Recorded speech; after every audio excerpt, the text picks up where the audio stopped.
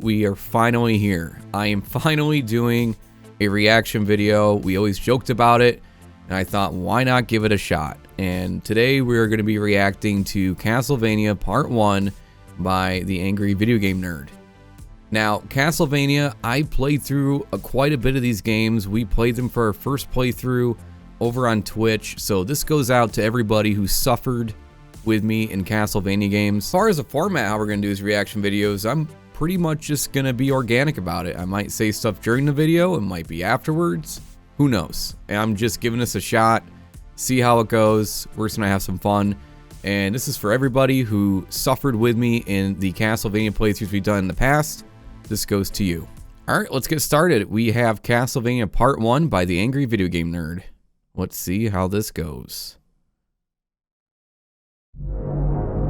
I've seen some videos from AVGN, but it's been a while, and I probably have a different perspective now that I've actually played them.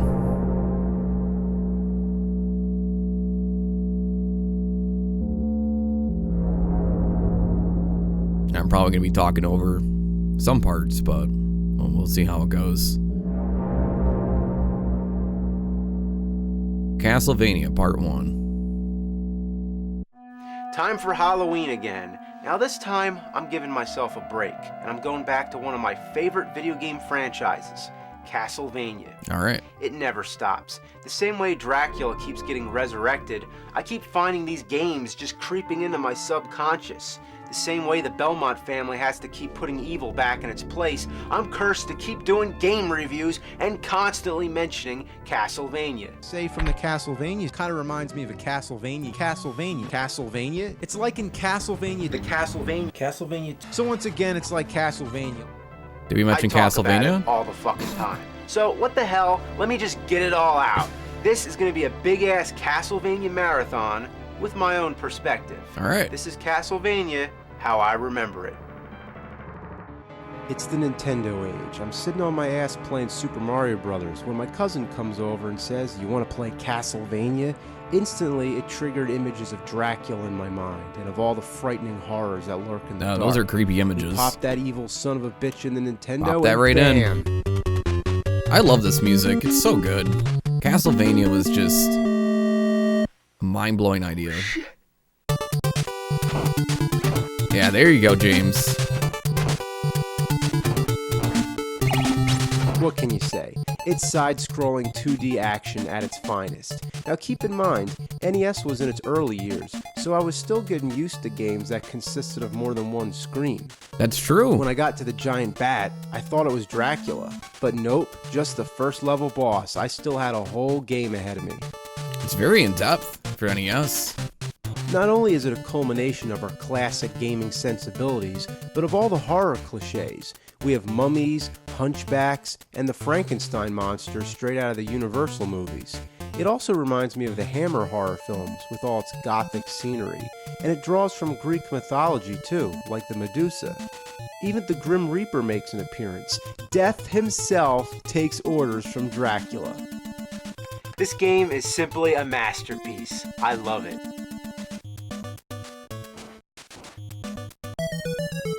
Yep.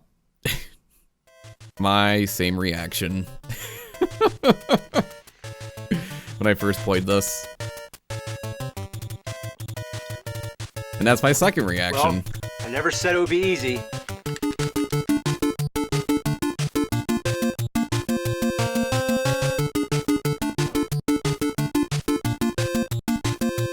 Oh, man. I am prepared to talk about the more frustrating aspects of the game, but first I want to discuss the more quirky moments, just those funny fantasy video game elements that are usually taken for granted. One thing I never understood, after you defeat a boss, an orb comes down and you have to touch it.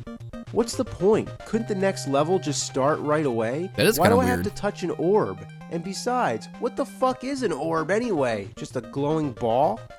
Another thing I want to know is who is the architect for this castle? All these blocks and staircases have no rhyme or reason. How That's about true. all these candles? They're everywhere. But the Simon Belmont, that's common. You see a candle, you whip it, and hearts come out. You think it's health when you first get it. If I were to whip a fucking candle, would hearts come out? I'd like to know. Oh, shit. shit. Watch what you're doing at. In most games, hearts replenish your health. But in Castlevania, they're basically ammunition for whatever weapon you're holding. In the second game, the hearts are currency. So in a nutshell, the hearts in Castlevania games are anything but health. The only thing that replenishes your health are food that Simon conveniently finds in the walls. I always thought it was a roasted turkey or a carved ham right out of a Tom and Jerry cartoon. However, the instruction manual says that it's a pork chop. A pork chop? I never knew that. Okay, well that's a pretty I never read the manual pork either. chop. Who cooked it anyway and hid it in the fucking wall? And if you were Simon Belmont, would you eat an old pork chop that you found in a wall? It must be fucking dirty. I do have to say, that would be convenient. If all I had to do was just whip the wall when I was hungry. Maybe if it was leftover pizza, I would. This wall would break. If there's a fucking pork chop in this wall, I would so eat it. Now let's talk about Not with those panels. I don't think anyone would deny this is one of the hardest games ever made. And it's all because of one simple problem. When Simon gets hit, he jumps back. Yeah? You could have full health, but just because there's a pit behind you, you're dead. It's a severe handicap that fucks up the entire game and the rest of the series. It's terrible. And there's certain enemies that just piss the shit out of me. There's hunchbacks which jump all over the place. I used to think they were monkeys. And then of course there's those enemies that just fly across the screen, like the Medusa heads and the bats. The hardest part in the entire game, besides Dracula, is the hall right before the Grim Reaper. You have Medusa heads coming at you from both directions, and two knights throwing axes at two different altitudes. I mean, look at the pattern going on here. Anything that hits you drains a quarter of your health. I never looked at it that way. 4 hits and you're dead. Oh, but the knights take 9 hits. 9 fucking hits. You can't even concentrate on attacking them because you're too busy dodging Medusas. But you can't dodge the Medusas because you're too busy dodging the axes. But you can't dodge the axes because you're trying to hit the knight. But you can't hit the knight because the game's driving you fucking crazy. It's like a test. It's a test to the shit. It's a big math problem is what it is. When you get to Dracula, don't even bother fighting him until you stock up on hearts. Go back down the steps, come back up. You can do the this? Candles are back. Rinse and repeat. I never done that. This is when I did my Dracula extremely fight. tedious, and nobody feels like doing it. But if you want to stand any chance against Dracula, you're gonna have to. I didn't even know that. Dracula may not seem so bad at first, especially after you send his fucking head to the moon. But then, oh Cookie Monster. my god. What in the unholy name of ass is this fuckness? Oh wait, that's not a word? Well, it should be. So you fight the evil Cookie Monster. Your health is never replenished, so this whole thing is like an endurance round. If you took one single hit on Dracula, I say your chances against the Cookie Monster are up a rat's ass.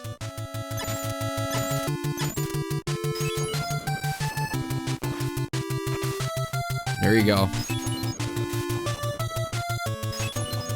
It's always down to the wire in that fight, too. Yeah, it took me 20 years, but I finally got this game beat. Your mother! And you still gotta get the orb? Oh, you're gonna replenish my health right after I beat the game? Thank you so much. That is a slap in the face. Dracula's castle crumbles, and then come the credits. Trans Fisher? It reminds me of Terrence Fisher, the director of many of the Hammer horror films. That's a funny coincidence. Oh wait, Bram Stoker? Like Bram Stoker, the author of Dracula? Well, Christopher B? Is it a joke?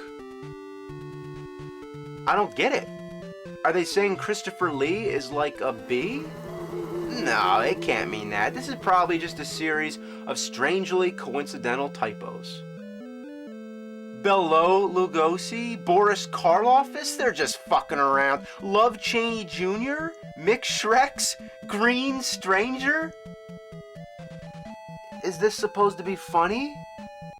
Like, just to take a celebrity's name and change it around? That's like if I took the name Steven Spielberg and called him Steven Gielberg. Like, that's not funny. That's kindergarten level. No, kindergarten students don't find that funny. Aliens don't find that funny. Well, anyway, that's Castlevania for you. Good game, That's but it? holy fuck is it hard. Now, as promised, we're gonna plow through the rest of them, all the old school Castlevania games. Yeah. The ones that I grew up with. Oh man, part 2?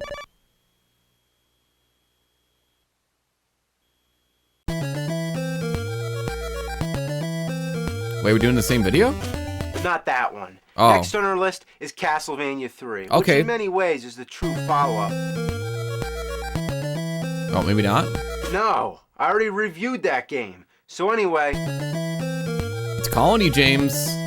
no, Time. stop. This is a funny segment. I don't know why. Stop!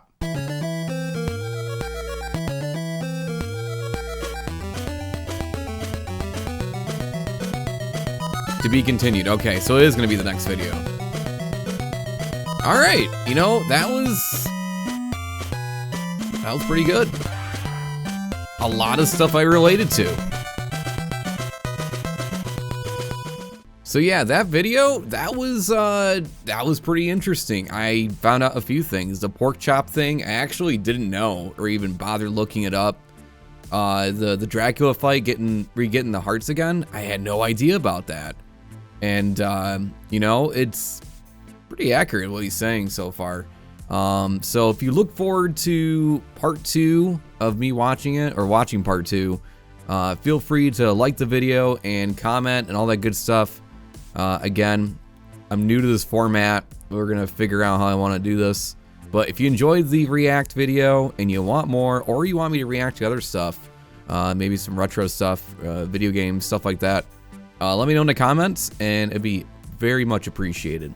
All right, everybody, have a good day, evening, and afternoon, and thanks for being here, and thanks for watching.